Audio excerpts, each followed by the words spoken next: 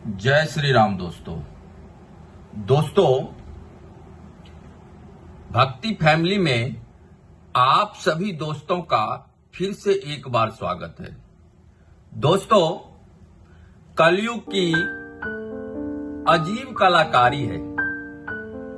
जूते शोरूम में रखे जाते हैं,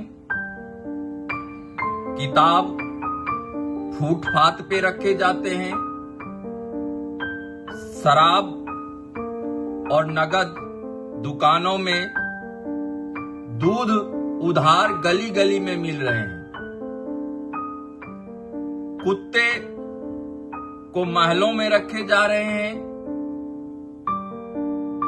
और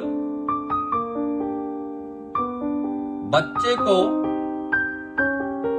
विदेश में रखे जा रहे हैं और अपने वृद्ध माँ बाप को वृद्धा आश्रम में डाल रहे हैं। दोस्तों, आज मैं एक माँ बाप के इसी कलाकारी के विषय में एक कहानी के रूप में आपसे बात करना चाहूंगा। दोस्तों, एक शहर में रघुनाथ और गायत्री नाम की दो बुजुर्ग दंपति रहती थी। उनके एक बेटे थे। रघुनाथ जी अपने बेटे को अच्छी शिक्षा दे रहे थे। समय समय पर उसे अपनी गाइडलाइन को देकर उसे पढ़ा लिखा रहे थे, अच्छे स्कूल में पढ़ा रहे थे।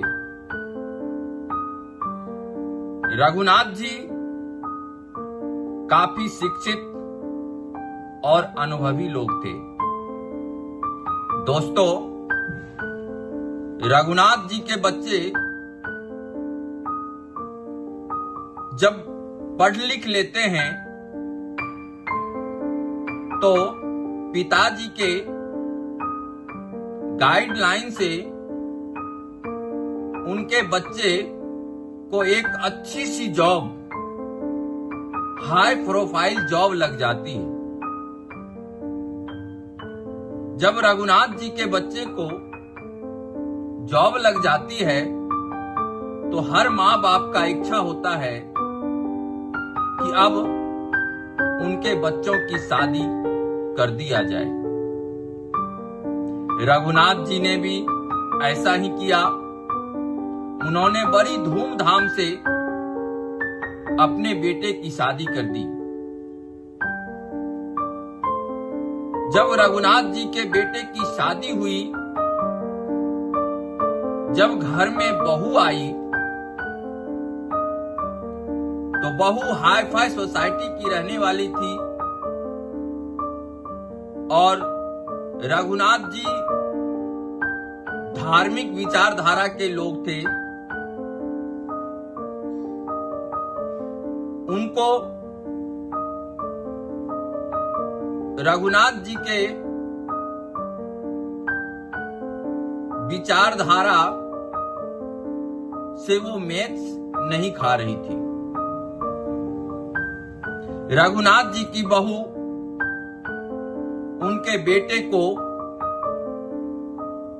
बार बार ताने देने लगे कि आपके पिताजी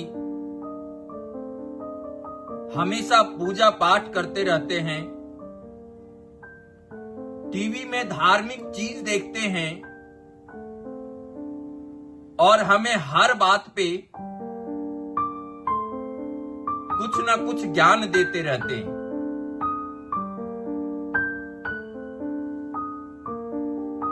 उनके बेटे, रघुनाथ जी के बेटे को शुरुआत में तो ये बात अच्छी नहीं लगी,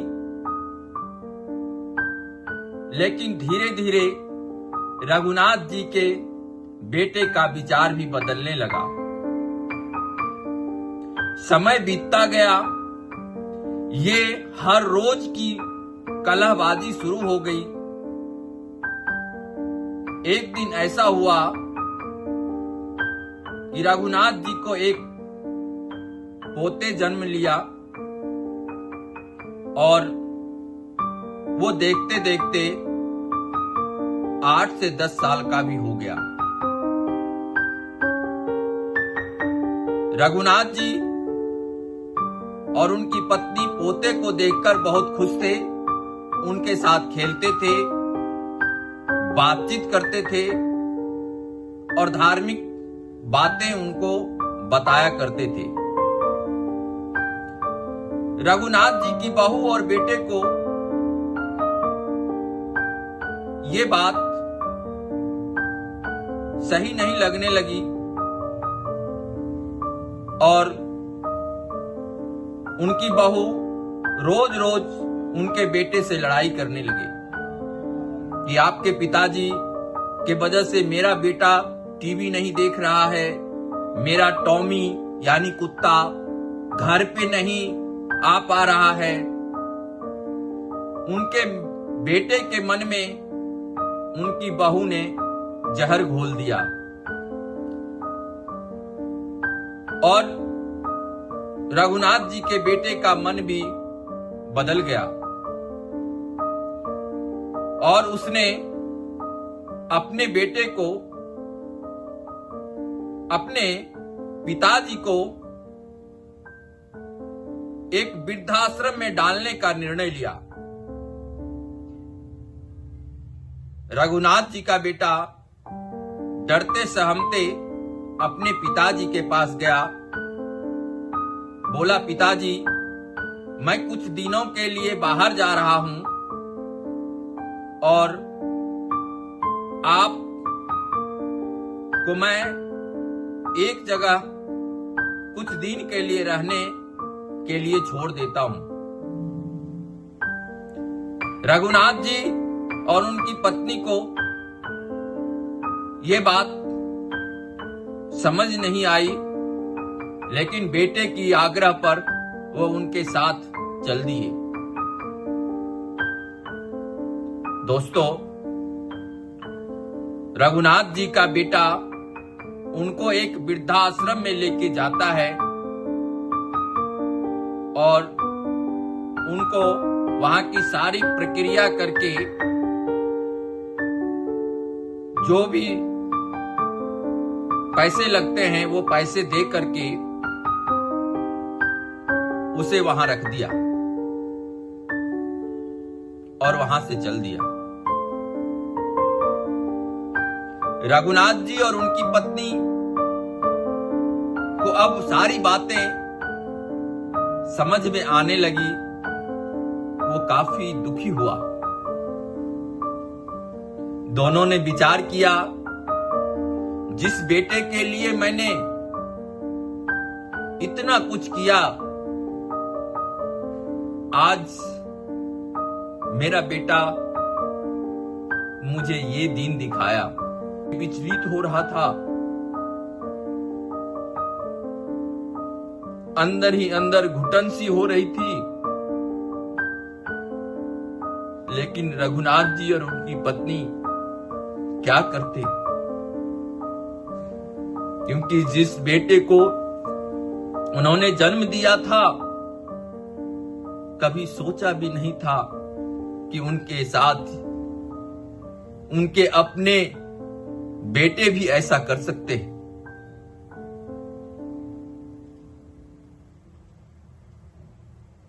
काफी दुखी मन से वो दोनों वहां पर रहने लगे। वृद्धाश्रम का मालिक की एक प्रक्रिया होती है कि जो भी नए वृद्धाश्रम में रहने के लिए आते हैं, उनसे वो 1-2 दिन बाद मिलने आते हैं उनसे बातचीत करते हैं। रघुनाथ जी से और उनकी पत्नी से मिलने वृद्धाश्रम के जो मालिक थे वो मिलने आए। दोस्तों,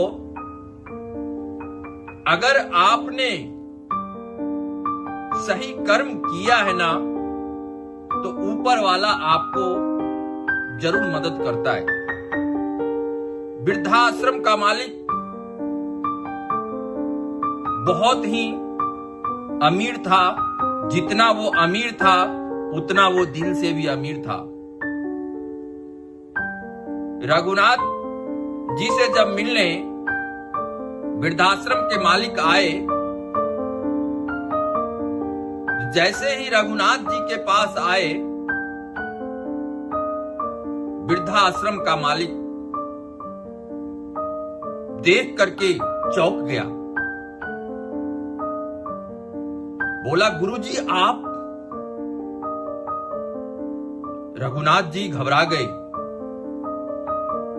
बोला, गुरुजी आप यहां कैसे? रघुनाथ जी को फिर भी बात समझ में नहीं आई। बोला, गुरुजी मैं आशुतोष,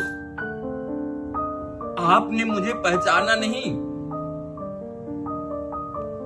रघुनाथ जी अभी भी उन्हें पहचान नहीं पाया। बोला, गुरुजी मैं आशुतोष हूं, जो अनाथ था। आपने मुझे बचपन में शिक्षा दी, जो आप कहा करते थे कि एक दिन तुम बहुत बड़ा आदमी बनेगा, तेरा नाम होगा। मैं वही आशुतोष हूं गुरुजी, मुझे आप पहचानो। आप बताओ आप यहां कैसे गुरुजी? वृद्धाश्रम का मालिक फूट फूट कर रोने लगा। रघुनाथ जी को उनकी वो सारी बातें याद आ गई। रघुनाथ जी ने ही आशुतोष जी को पढ़ाया था, लिखाया था, और उन्हीं के वजह से वो आज इतना बड़ा आदमी बना था। आशुतोष जी ने रघुनाथ जी से पूछा कि आपकी ये हालत कैसे? रघुनाथ जी ने अपनी बेटे की और बहू की सारी कृत्य आशुतोष जी को बता दिया।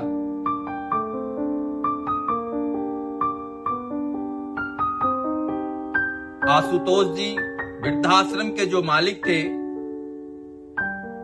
उन्होंने बोला, गुरुजी आप चिंता मत कीजिए, आपका शिष्य अभी जिंदा है। मेरे गुरु के साथ ऐसा अन्याय, उन्होंने फैसला किया, उनका पता लिया, उनके रघुनाथ जी के बेटे का पता लिया और उनके घर पे गया। आशुतोष जी जब रघुनाथ जी के घर पे गया, उनके बेटे और बहू रघुनाथ जी के जो कमरे थे उसको बार बना रहा था, उसका डिजाइन दे रहा था। जो टॉमी कुत्ता था उसका बेड पे सोया हुआ था। आशुतोष जी ने जाके बेल बजाया, अंदर गया तो ये दृश्य देखकर उनका हृदय कांप गया। और जब आशुतोष जी अंदर गए तो रघुनाथ जी का बेटा घबरा गया। बोला, आप कौन? बोला, मैं वृद्धाश्रम का मालिक हूं, जो आपने अपने पिताजी और माताजी को वहां कल छोड़ के आए थे। रघुनाथ जी का बेटा घबरा गया। बोला, मैं तो जो भी फीस लगता है मैं दे के आया हूं। बोला, मैं फीस के लिए नहीं आया हूं,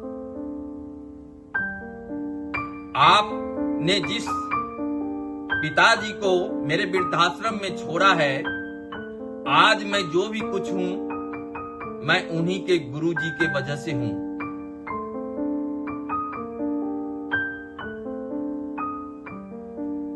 आशुतोष जी इतने में भी नहीं रुका, बोला जो ये घर, बंगला और गाड़ी और जो नौकरी आप कर रहे हो वो मेरे ही कंपनी में आप कर रहे हो। ये घर भी मैंने आपको गिफ्ट में दिया है, मेरे कंपनी की वजह से आपको मिला है। रघुनाथ जी के बेटे का पसीना छूट गया। उसे पछतावा होने लगा कि ये मैंने क्या कर दिया, अब तो मैं भिखारी हो जाऊंगा। आशुतोष जी ने बोला कि आप के ऊपर फैसला है, या अपने पिता और माता जी को यहाँ लाएं और उनकी सेवा करें, या कल से आप नौकरी पे ना आए। ये मकान, ये गाड़ी कुछ भी नहीं रहेगी आपके पास।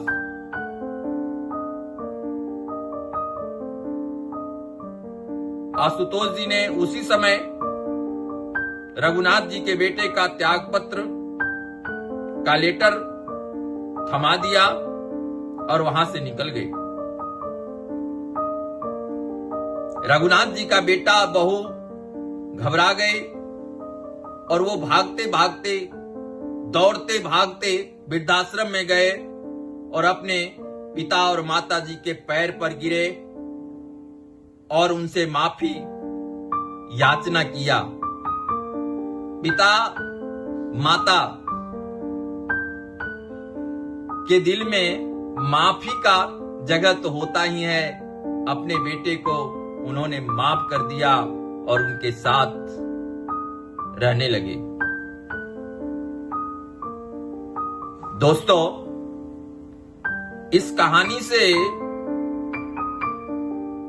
मैं यही कहना चाहूंगा दोस्तों, धन संपत्ति क्या पता, माँ बाप का जो कर्म होता है वो सर्वोपरि होता है दोस्तों। ऊपर वाला देख रहा है, ऐसा ना करें।